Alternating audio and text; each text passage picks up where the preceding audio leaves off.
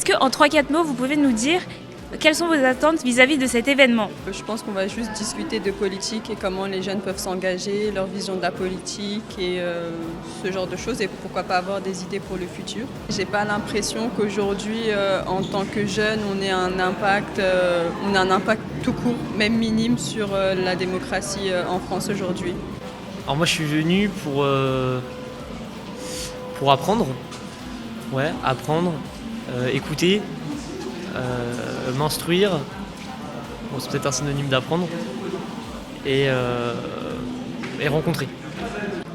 Mes attentes, je dirais le partage, le bonheur, le kiff et j'arrive pas à trouver le dernier mot, je dirais la liberté, parce qu'on est là pour cette thématique. Je dirais convivialité, intérêt politique et contenu universitaire de qualité. La thématique qui m'intéresse le plus, c'est comment on peut s'émanciper de son milieu social d'origine. Est-ce que les gens pauvres sont voués à rester pauvres? Est-ce que les gens riches sont voués à rester riches? C'est en fait ce genre de thématique qui m'intéresse, parce que je sais notamment qu'en Corée du Sud, les jeunes ils ont cette vision figée de leur milieu d'origine. Et je me demandais si en France ce serait la même chose, et quelles sont les solutions qui seraient proposées justement pour s'émanciper de son milieu socio-culturel d'origine. Donc c'est pour ça que je suis ici, et je pense que c'est pour ça que la majorité des étudiants sont venus ici. Déjà, comme attente, j'espère que le public, les jeunes qui ont pris part à cet événement, puissent participer et faire en sorte que leur voix puisse être écoutée par les politiques qui vont être présents aujourd'hui. Donc globalement, ce que je voudrais dire, c'est qu'ils s'expriment, qu'ils soient libres, qu'ils se sentent vraiment libres, puisque c'est un espace qui a été créé pour eux, pour que leur voix puisse se faire écouter.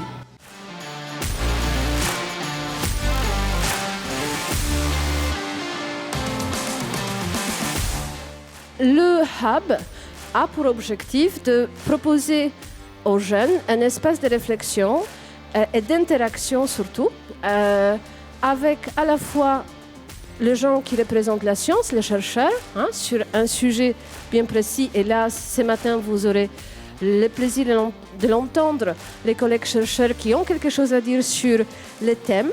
Et ensuite, il y aura également la deuxième table ronde cet après-midi, où les élus politiques viendront à votre rencontre, et que pour que cette rencontre puisse se faire, on a prévu un temps où vous allez travailler ensemble pour préparer des questions et des propositions sur comment améliorer les politiques publiques de la jeunesse pour que l'émancipation des jeunes puisse être une réalité.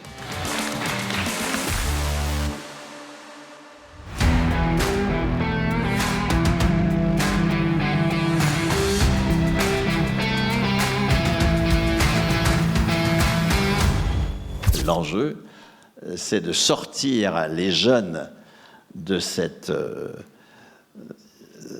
inadmissible insertion dont ils sont les victimes, d'accord, en attribuant le salaire à 18 ans pour tous. Et donc, les 1800 € du SMIC revendiqués doivent devenir le fait de toute personne devenue majeure, quel que soit son handicap, quel que soit son niveau scolaire, quelle que soit sa nationalité, dès lors qu'elle est résidente sur le territoire, elle a droit à cet élément de citoyenneté qui est le salaire. Et l'émancipation de la jeunesse ne peut venir que par l'attribution à 18 ans, à tout jeune, des 1800 € du SMIC revendiqué. Quand on s'aperçoit qu'agir dans un cadre, ça ne suffit pas, d'accord, et que donc il faut bouger le cadre, il faut changer le cadre. Donc pour changer le cadre, il faut qu'on se rejoigne collectivement et il faut agir collectivement. Changer un cadre seul, on n'y arrive pas. On est dans une société post-moderne ou de l'hypermodernité, selon les chercheurs, auteurs, où il est demandé d'être un sujet acteur, c'est-à-dire un sujet acteur de sa propre existence, avec le sentiment de pouvoir agir sur soi-même et sur sa vie, de développer un projet de vie, de vouloir et pouvoir se situer à l'origine de ces actes dans une logique d'individualisme sociétal. Derrière, il y a une certaine vision politique de l'éducation à l'autonomie des sujets pensants qui enjoint finalement de considérer qu'une éducation qui se voudrait garante d'une certaine émancipation intellectuelle, eh bien, elle doit participer à créer les conditions d'une intelligence collective. Donc, elle est loin des paradigmes individualistes et compétitifs d'une certaine vision de l'autonomie ou une certaine vision de l'émancipation.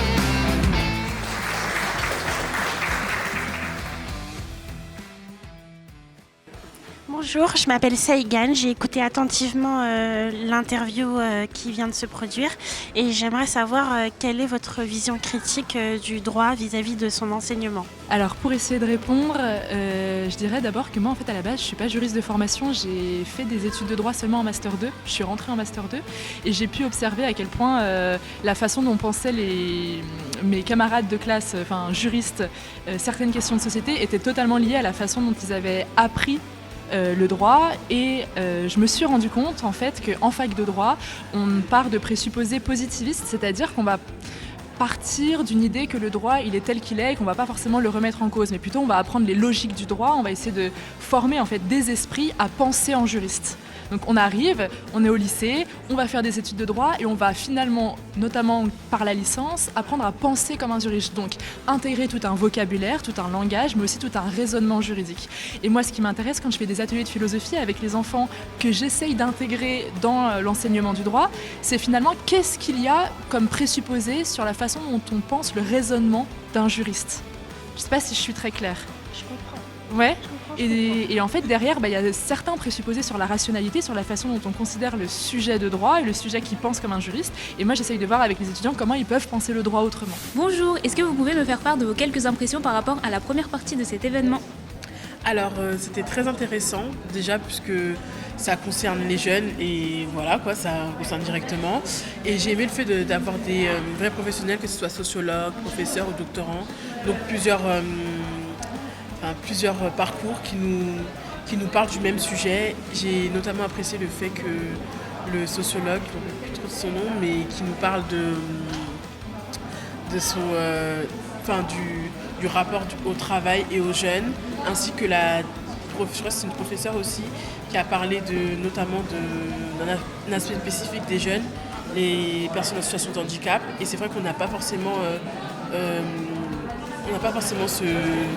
ce recul de se dire ah oui, c'est vrai qu'il y a plusieurs types de jeunes, plusieurs types de parcours, et le fait qu'on puisse parler d'une particularité qui change tout en fait, puisque du coup c'est pas le même rapport, c'était super intéressant. D'accord, merci. Et vous, qu'en est-il ? Qu'avez-vous pensé de cet événement ? De mon point de vue, c'est pas tout simple d'être jeune aujourd'hui. Donc s'engager, c'est important, mais c'est pas évident.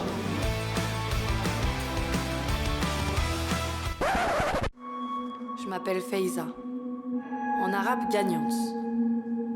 Ma victoire est trempée avec moi, avec les autres, avec la vie, avec le monde. Pour ça, je mène une quête quotidienne. Laissez-moi donc vous raconter mon histoire à travers cette danse que je vais vous faire en toute confidence.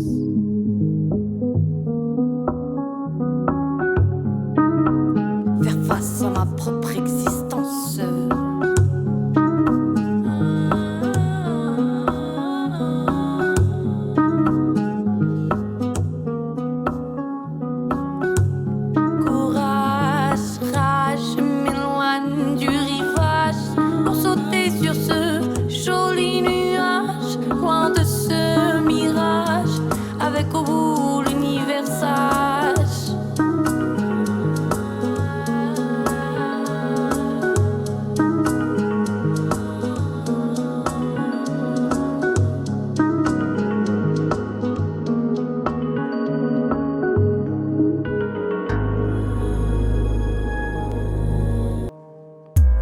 Il est venu le temps d'améliorer l'instant présent. moment d'espoir, au grand pouvoir d'entrevoir cette lueur du cœur grandissante avec ferveur, cap vers le bonheur. Comprendre l'essentiel, l'amour à l'inconditionnel, déployer ses propres ailes et s'envoler vers le ciel. C'est tous ces vœux lumineux que je souhaite à l'éternel pour l'universel.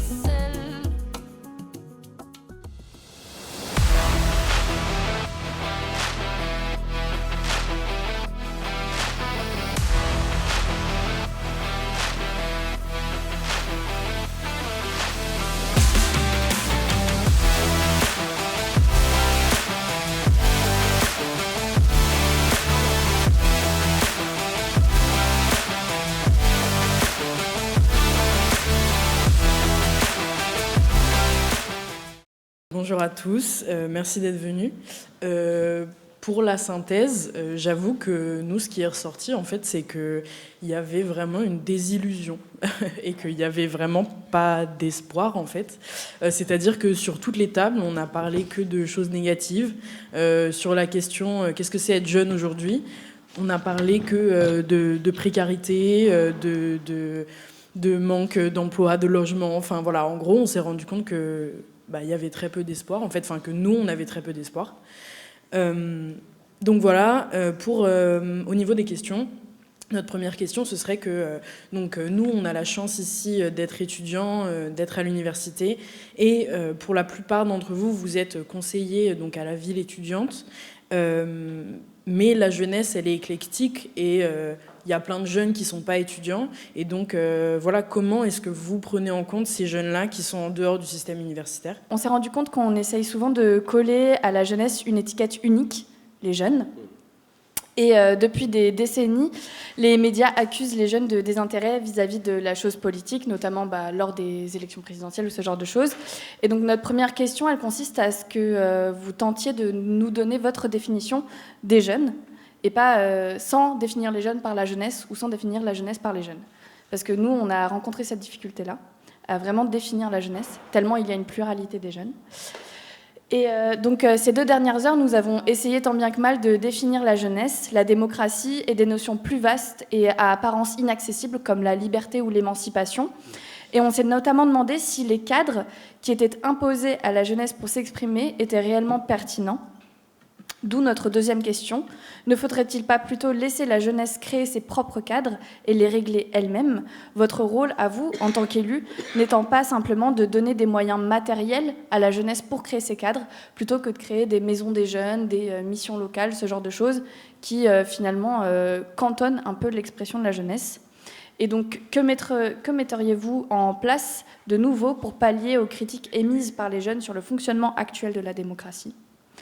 Et toutes ces questions nous ont finalement mené à nous interroger sur la notion même de démocratie. Et on a décidé de résumer cette notion à la possibilité et voire même à la liberté de choisir. Ce qui nous a conduit à porter une critique sur le mode de désignation des représentants qu'est le vote. Et selon nous, la démocratie ne doit pas être résumée au vote. Il nous a semblé qu'elle a plutôt même lieu dans la rencontre des intérêts, la discussion et le compromis. Et d'où notre troisième question, le vote est-il le seul moyen d'expression politique dans une démocratie selon vous ? Pourquoi ? Quelle alternative ? Je vous laisse décliner les questions possibles ensuite. Et enfin, la démocratie est aussi une question de représentation, comme on l'a vu déjà plusieurs fois. Mais la jeunesse est très peu représentée au sein de la vie politique. Selon vous, pourquoi n'y a-t-il pas plus de jeunes qui occupent une charge politique ? Et là, on s'est vraiment posé la question, pas tellement derrière le décor, mais vraiment un mandat représentatif à l'échelle nationale. Je trouve que dans toutes les interventions et toutes les réponses que vous avez fournies, il y avait beaucoup une espèce de responsabilité qui pesait sur les jeunes, en fait, de s'engager. Genre, il y a beaucoup de fois, c'est ressorti, genre, engagez-vous, emparez-vous de ces cadres-là, prenez en charge, prenez en main la vie politique. Et en fait, je ne sais pas à quel point c'est pertinent de nous dire ça. Parce que parce qu'en fait, c'est une vraie interrogation. Hein, c'est pas du foutage de gueule, quoi. C'est vraiment. Mais vous pouvez le dire aussi. Oui, non, mais enfin voilà, c'est vraiment à quel point est-ce que c'est pertinent ? Parce qu'en fait, justement, comme il y a cette désillusion un peu de la, je je dirais pas démocratique, mais plutôt de la vie politique et de la réalité de ce que c'est. À quel point est-ce que c'est pertinent en fait de nous proposer de s'emparer de ces cadres-là desquels vous faites partie et desquels on est nous-mêmes désillusionnés en tant que jeunes. Et je voulais rebondir aussi sur votre intervention, Monsieur Bécouche, sur le fait de réduire au nombre de 2 mandats, par exemple les mandats municipaux, etc. Et en fait, moi, je me dis qu'il faudrait peut-être être encore un peu plus radical dans la démarche et carrément mettre en place une alternance des charges, mais qui soit beaucoup plus large qu'en fait limitée à seulement 2 mandats par élu. Parce qu'au final, ce qui est important en démocratie, il me semble, c'est à la fois la délibération et à la fois que chacun ait la possibilité de se retrouver dans la position de gouvernant, ce qui fait que chacun est aussi dans la position de gouverner, et donc que les intérêts des gouvernants et des gouvernés coïncident. Et du coup, il me semble que limiter les mandats à 2 reprises, il me semble que c'est pas assez radical en fait dans la démarche et qu'il faudrait aller un peu plus loin, quoi. Et ça rejoint un peu le truc sur le tirage au sort dit juste avant, mais voilà. Merci. Bonjour à vous. Il y a un mot qui n'a pas été prononcé, sauf erreur d'inattention de ma part, c'est le mot de capitalisme. Et il me semble que cette omission est assez significative. Donc, d'où la question suivante. Dans quelle mesure pensez-vous que les changements qui ont été abordés ici sont possibles à mettre en place au sein du cadre capitalisme actuel? On a beaucoup parlé notamment de démocratie. Donc si on se concentre sur le plan purement politique, on a une capture de la prise de décision politique par une minorité de personnes sociologiquement et idéologiquement tout à fait homogènes. En termes de démocratie, c'est pas terrible. Alors si on veut jouer sur les mots, on peut dire que changer cet état de fait, c'est pas intrinsèquement contradictoire avec le mode de production capitaliste. Par contre, il y a une autre dimension dans laquelle la démocratie est absolument absente, c'est la sphère économique. La démocratie s'arrête aux portes des banques et des entreprises. On n'a absolument aucun pouvoir de décision sur ce qui va être produit, dans quelles conditions ça va être produit, sur l'investissement, sur la création monétaire, ce qui pose, entre parenthèses, de gros problèmes en termes de contraintes écologiques, soit dit en passant. Et là, il me semble que l'absence totale de démocratie dans cette sphère économique, là, pour le coup, elle est totalement consubstantielle au mode de production capitaliste, et pourtant, elle détermine une part tout à fait significative de nos vies. La désillusion démocratique, c'est à vous aussi d'interpeller, de demander aux responsables qu'est-ce que vous faites. Et donc, la question qu'on se pose, c'est qu'on a des élections de manière périodique, et après, donc, on oublie. Or, la démocratie, c'est la question de la délibération. Il ne peut pas y avoir de délibération sans qu'il y ait d'interpellation, sans qu'il y ait de discussion sur du sujet. Nous, Ville universitaire de France, on va faire paraître au mois de janvier un guide d'aide à la construction de politiques publiques de santé étudiante. On y a travaillé pendant 2 ans. Ça a été un travail assez lourd et c'est une priorité parce qu'aujourd'hui, il y a plus de 55% des jeunes qui ont renoncé au moins une fois dans leur parcours de jeunes adultes à des soins. Soit parce qu'il n'y avait pas de médecin, il y a 11 329 déserts médicaux sur les 36 000 communes de France, ou alors parce qu'on n'avait pas assez d'argent pour se le payer. C'est une priorité pour nous, d'autant plus quand il y en a même plus de 30% qui admettent avoir connu au moins un épisode dépressif, faible ou plus ou moins élevé dans leur jeunesse. Et là, je parle bien de leur jeunesse, je ne parle pas des seuls étudiants. Donc tout ça pour dire que nous, en tant que collectivité, on se doit à la fois d'être à vos écoutes et de faire en sorte que ces attentes elles fassent irruption dans les débats publics, mais on se doit également de faire nous-mêmes notre propre lobbying auprès des pouvoirs publics, ministères, agences régionales de santé, caisse nationale d'assurance maladie, pour adopter la méthode de la coopérative et ainsi nous organiser collectivement aussi institutions pour être plus efficaces par rapport aux attentes des citoyens qui seront aussi plus efficaces si elles sont regroupées collectivement. Nous, en tant que commune, on tente de pallier à ce que devrait faire l'État et que ne fait pas forcément l'État. D'ailleurs, on est en France, en Île-de-France, dans une région où le prix du logement est particulièrement cher. On a connu une crise Covid qui a mis en exergue pas mal de sujets, comme le renoncement aux soins ou le fait de se sauter des repas. On s'aperçoit qu'il y a encore des étudiants qui se sautent des repas et qui font la queue dans des défilés alimentaires. On pourrait dire que c'est terminé, alors qu'en fait non, c'est pas terminé. Et ça, c'est aussi, on est l'un des rares pays au monde à ne pas avoir de RSA pour les jeunes. Et moi, ce que je pense que ce qui pourrait être bien, ce serait de mettre en place un revenu universel pour que vous puissiez étudier dans des bonnes conditions. Je trouve intéressant la démarche SAPS, Sciences avec et pour la société, qui est portée par notre très belle université. C'est un excellent moyen en fait, de rapprocher la science de la démocratie du citoyen. C'est un vrai moyen en fait, de conscientiser les choses et de rapprocher en fait, différentes sphères qui ne communiquent pas. Et en tant qu'élu, en fait, comme ça a été dit, c'est important pour nous d'avoir aussi cette vision scientifique, à la fois vision des citoyens, mais aussi le champ scientifique, et d'arriver à les mixer, de proposer une réponse adaptée à la population. Donc c'était très important pour moi d'être là, et je suis très content que nous ayons ce label à Nanterre.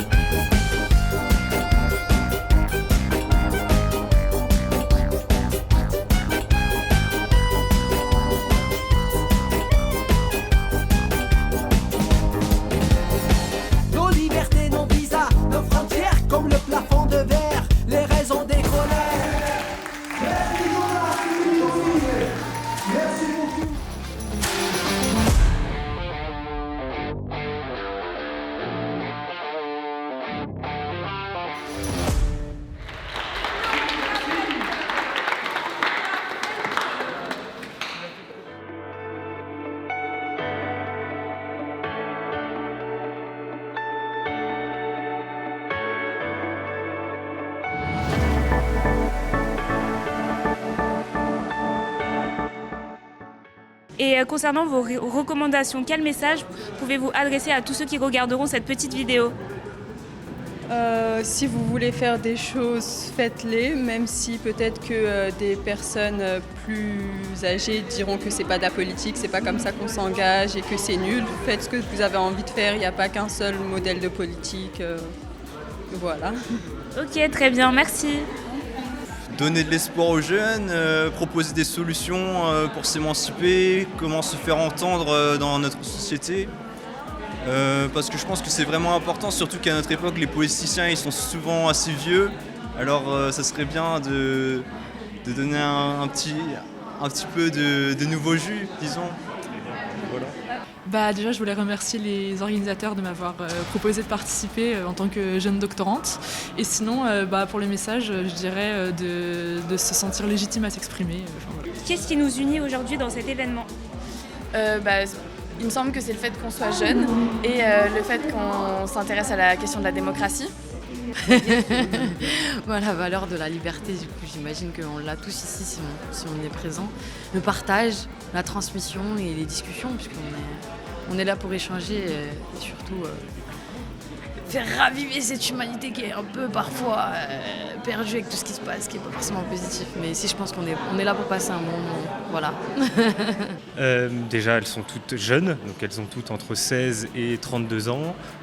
Toutes, je pense, plus ou moins intéressées par la politique, ce qu'il faut quand même quelques affinités, on va dire, pour accéder à ce genre d'événements. Et elles ont toutes à cœur, je pense, de discuter la démocratie. Je crois à la démocratie, au fait. C'est la raison pour laquelle nous sommes là, parler de démocratie et de jeunesse, qui est un combat pour tous et pour toutes.